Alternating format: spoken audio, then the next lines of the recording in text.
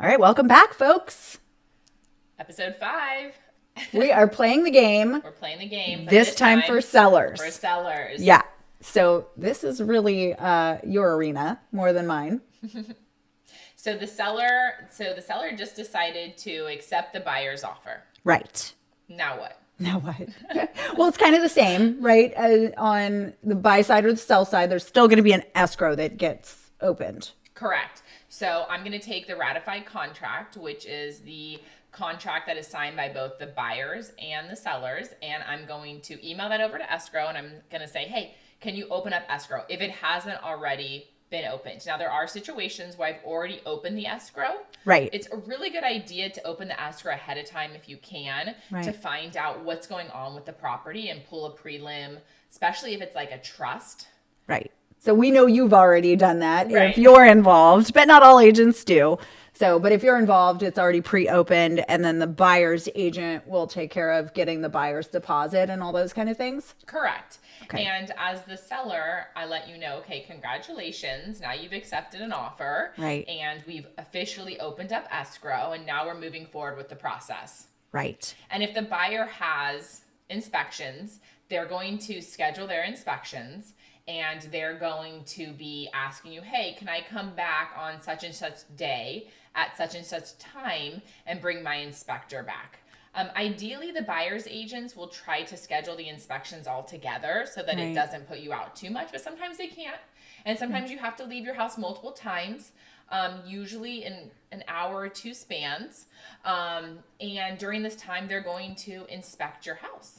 So just like when they were marketing their house for sale, they have to be willing to kind of leave on short notice and keep things in good condition and all that kind of stuff. You can't just live in it normally once the buyers say yes. No. Can't leave your laundry everywhere. You gotta still keep it clean. All right. And so now we're kind of going through the first half of the game. Right. And the sellers are letting the buyers come in. They're letting them do their inspections. The buyers are really excited at this point. They're taking their measurements of their new house. Some other stuff that happens is the buyers might be asking questions like, when did you have the remodel, and or you had a leak? What can you give me more information on the leak? Right. These questions usually are emailed over from the buying agent to the selling agent to myself, and I'll send them to the seller and say, hey, can you just answer these questions? Right. So as a seller, once your property gets into contract, you still have to do a little bit of legwork to make sure that it goes through smoothly. And there are some disclosures and reports and forms that I know you do them, I'm sure, way before we are in escrow, but let's talk about that because we haven't fully. So what kind of things do the sellers have to disclose to a buyer? Like what information do they need to know? Right. So there's two types of forms the seller is going to sign.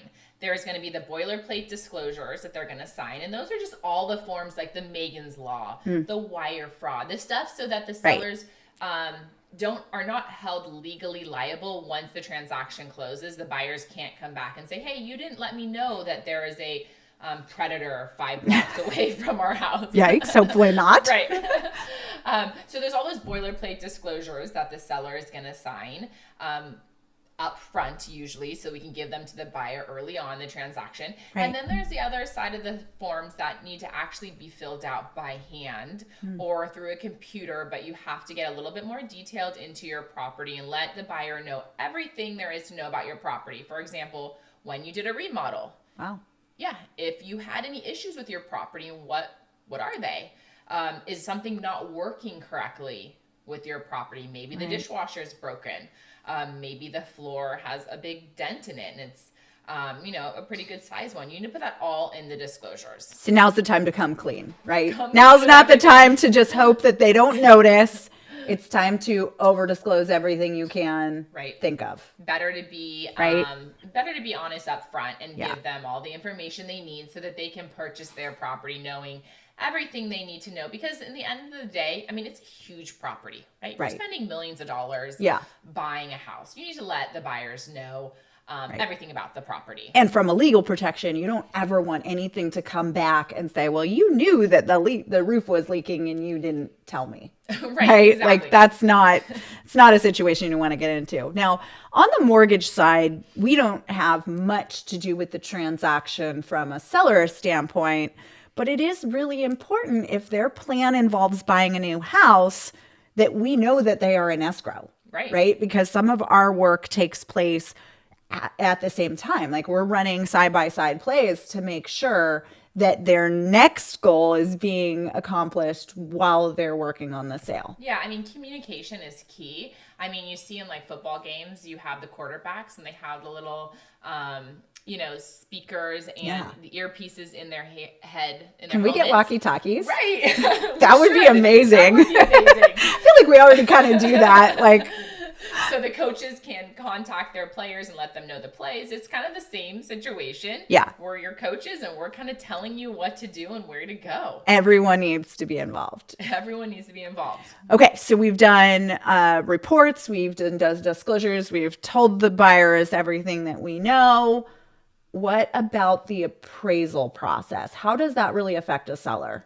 So the seller, once the appraisal is been ordered by the lender, the buyer's lender, and it is required when the buyer is getting a loan. Right. Now, if the buyer's not getting a loan and they're all cash, they don't need an appraisal. Right. Do they still get one sometimes? I mean, I'm not involved in those transactions. No, they really don't. Yeah, no. Crazy. Yeah. So if they are getting a loan and they have an appraisal being ordered and scheduled, I'm asking the seller, hey, listen, the appraiser's coming over on such and such date.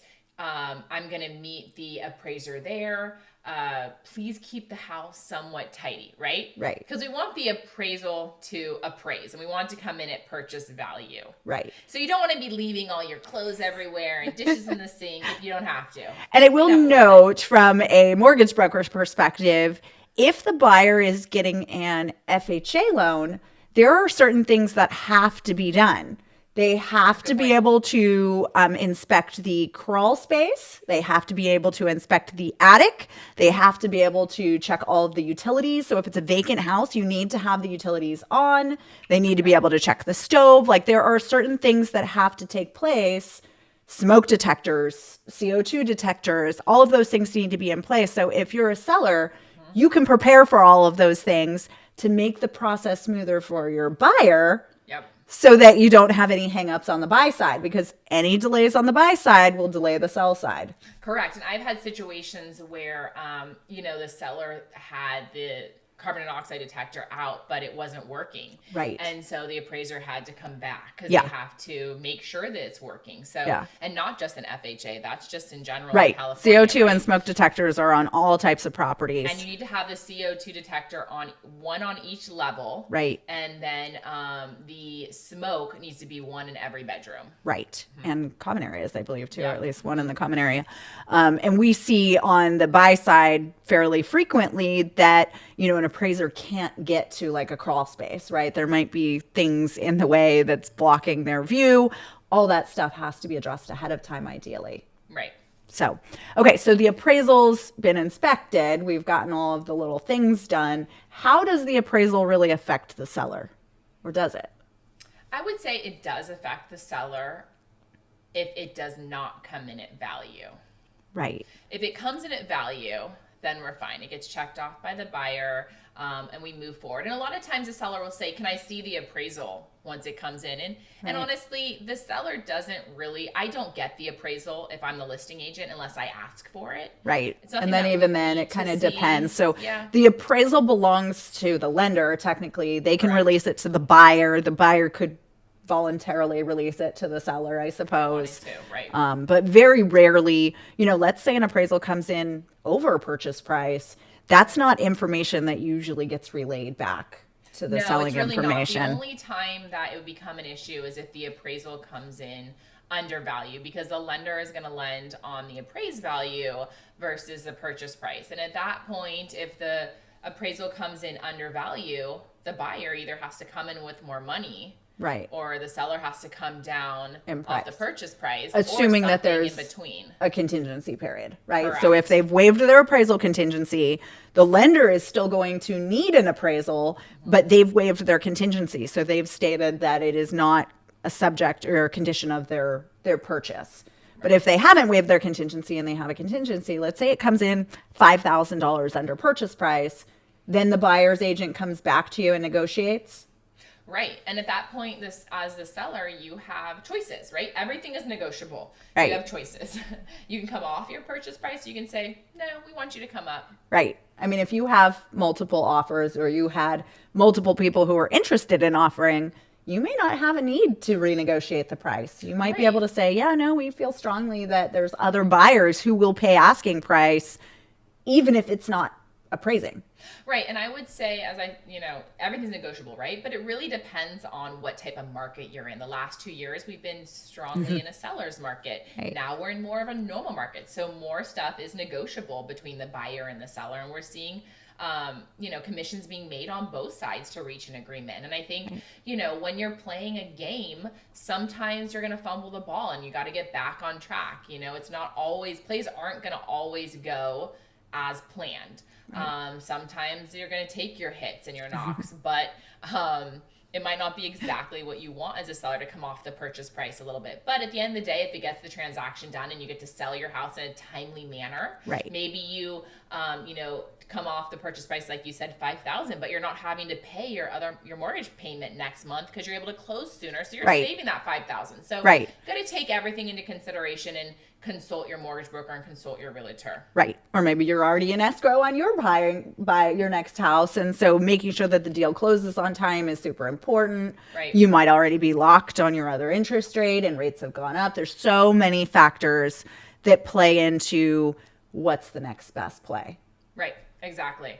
And so once that's all been negotiated as the seller, once you've negotiated, let's say the appraisal didn't come at value, you negotiated or it came in at value and we're past the appraisal. Right. Okay. So appraisal's done. What about inspections? Kind of the same situation, right? Yeah. Same situation, right? So they're doing all their inspections. They're coming back at you maybe with questions, trying to figure out if they want to ask for money back. To go towards their non-reoccurring closing costs, or if they want the seller to correct some issues that are going on with the house. Maybe they want before the close of escrow the paint that's chipping in the kitchen to be fixed. Right. They have the right to ask that. Right. So that brings up a good point with regards to appraisals. There is really two aspects to an appraisal. There's the value that it's coming in at, but there's also the condition of the property. And so appraisers are looking generically at whether the property is in good condition. So let's say an appraiser walks through the house and they notice that there's a broken window. Broken window is considered a safety concern. And so the appraiser is going to make their report subject to. Subject to means the appraiser, not the lender. The appraiser is requiring that repair be made in order to close the transaction. And so that might be something that a seller has to fix. Correct. In order to move things forward, right? So, but inspections, the lender doesn't see those inspections. Correct. Yeah, and that's actually a good point. So as a realtor, on the contracts, you're not trying to put anything in the contract that says anything about inspections. Right. Because normally, unless you're going VA, really, the lender should not be asking for inspections or looking at inspections. Right. So like the request for repairs, when a buyer is requesting that the seller gives them money back, that document never goes to the lender. Right. And I just had this situation. So they'll send over, let's say the buyer is asking for $5,000 back. Okay. They put that on the request for repairs, $5,000 back. The seller decides, okay, we are going to give them 50%. So we'll give them $2,500 back at the close of escrow. Right. The first question I get is, does that money come off the purchase price or does that go to the closing costs? Right. And you could probably speak more to this. But normally it goes to the closing costs unless... Yeah. Yeah, I mean, really almost always it's not going to change unless you're lowering the purchase price from a buy standpoint. Any credit directly against their closing costs. And so what that means is that you can't ask for credits that are more than your closing costs. Right. So let's say that you as a buyer are doing inspections on a house and the house needs a whole new roof.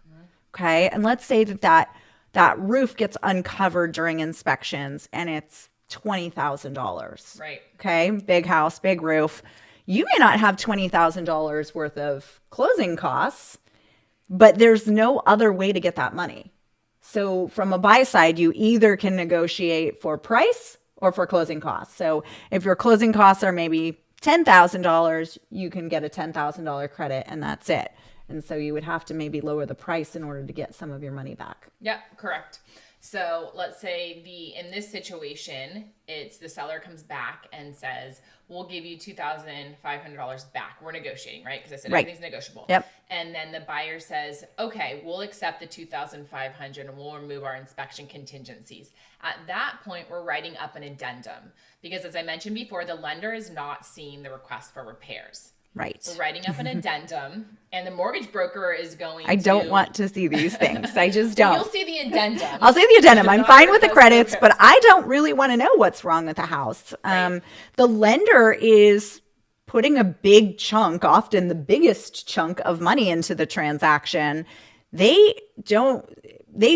will require that anything that's majorly wrong be addressed. And so it's just really important that they get left out of that process. Right. So as the realtor, I'm not going to write in the addendum, the seller's going to credit the buyer $2,500 because there is a leaky roof. Yeah. Not going to say that. No. What I'm going to say is the seller will credit the buyer $2,500 towards non-reoccurring closing costs. Right. Which is what Danielle talked about. Yes. And so as long as they get $2,500 worth of credit against their costs, they will be spending $2,500 less in order to buy the house. And that will free up $2,500 to fix the leaky roof. But we don't have to list it as a leaky roof. We can just list it as a credit and leave it at that. Right. Exactly.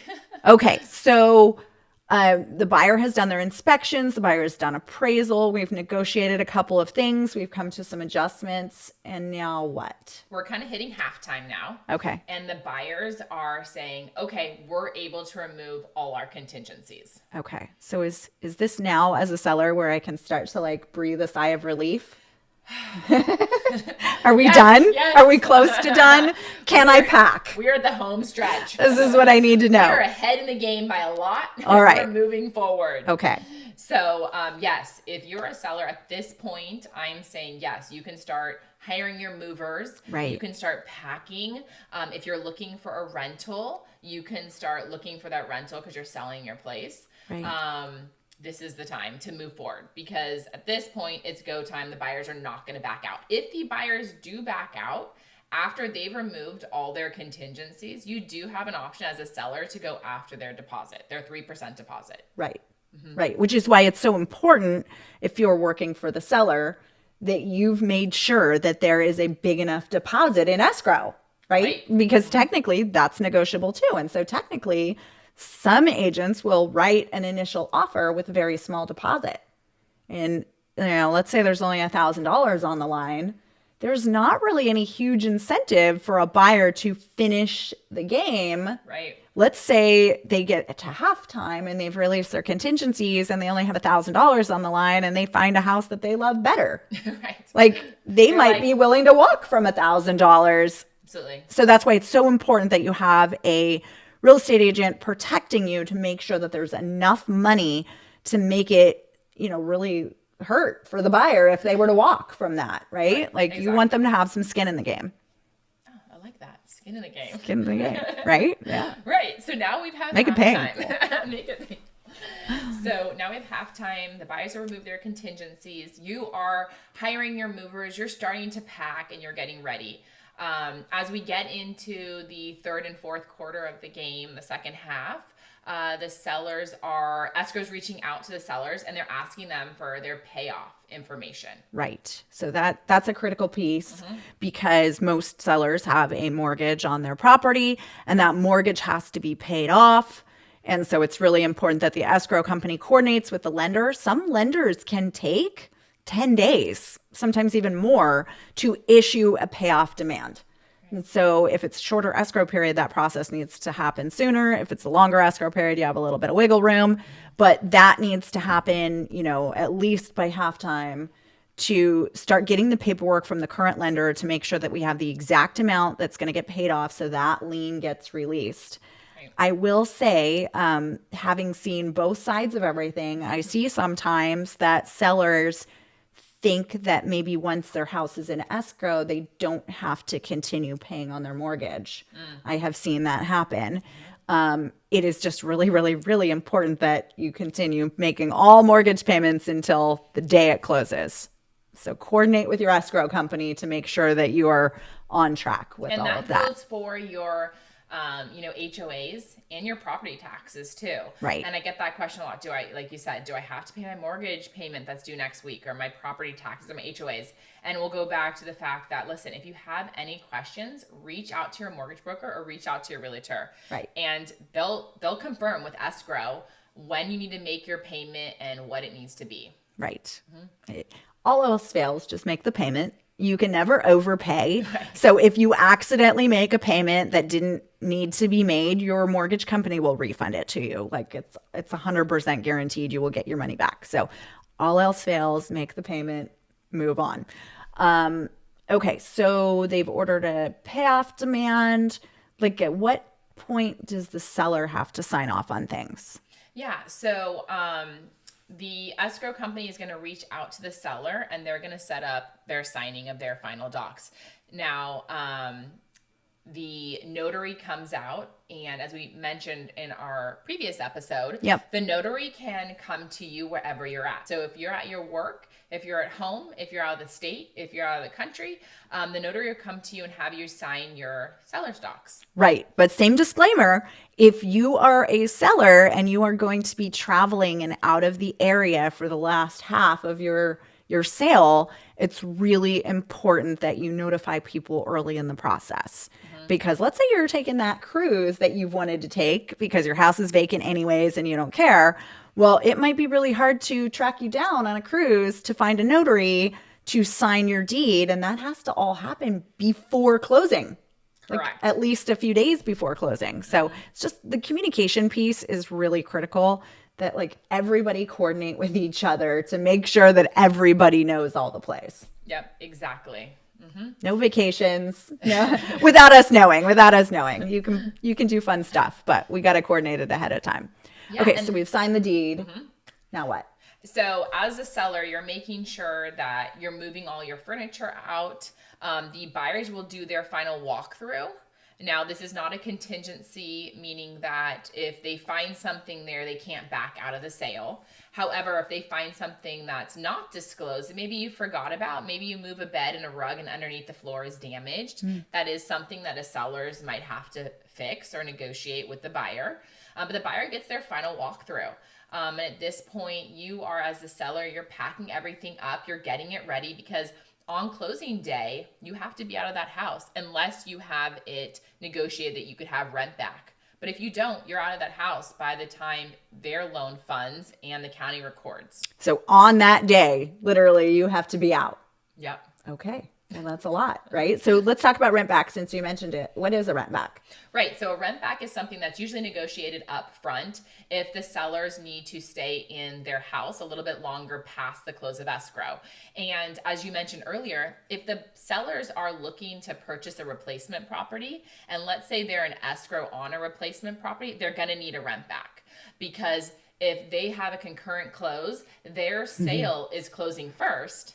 And then that money needs to move from escrow into their house that they're going to be purchasing. Right. And they need to be still living somewhere, which means they're going to have to stay in their house. That can all happen in a 24-hour time period, but you have to be out of your house. Right. So let's say you close your house on a Friday and you can't close on your new house until a Monday. Well, you don't have the right to be in your old house through the weekend unless you have a rent back. Exactly. And normally the rent back, there's a few different options.